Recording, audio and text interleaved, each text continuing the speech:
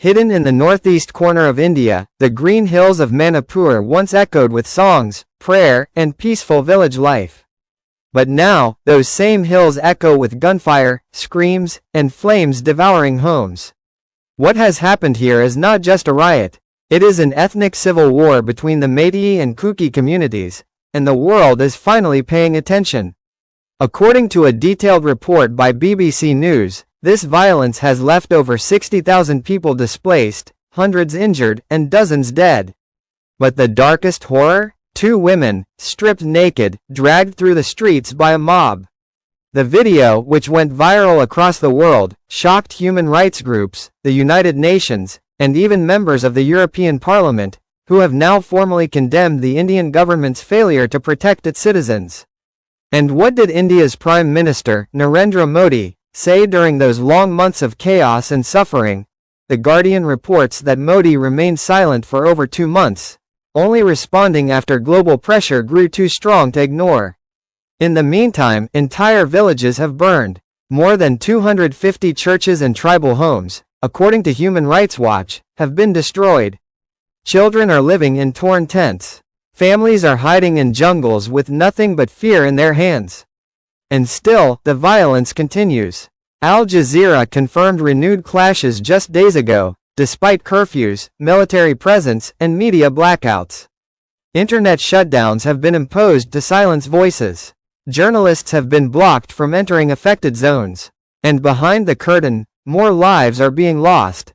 The UN Human Rights Office has officially urged India to investigate the atrocities, warning of grave human rights violations.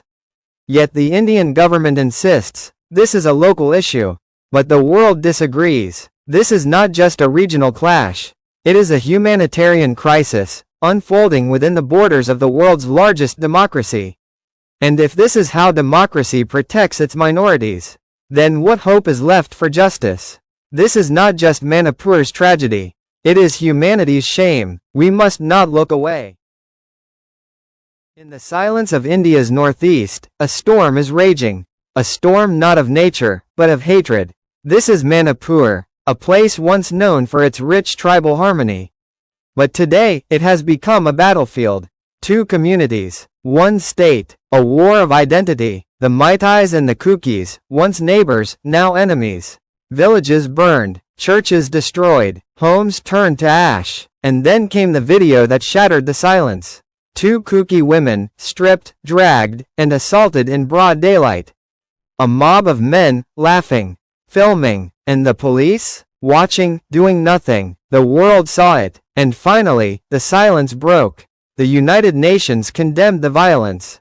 Human Rights Watch demanded justice. The European Parliament passed a resolution, a rare move, urging India to act. But by then, it was too late. Over 60,000 people had already been displaced, according to BBC News. More than 250 churches burned to the ground. And the scars, the real ones, may never heal. Prime Minister Narendra Modi stayed silent for weeks. And when he finally spoke, his words were few, his empathy missing.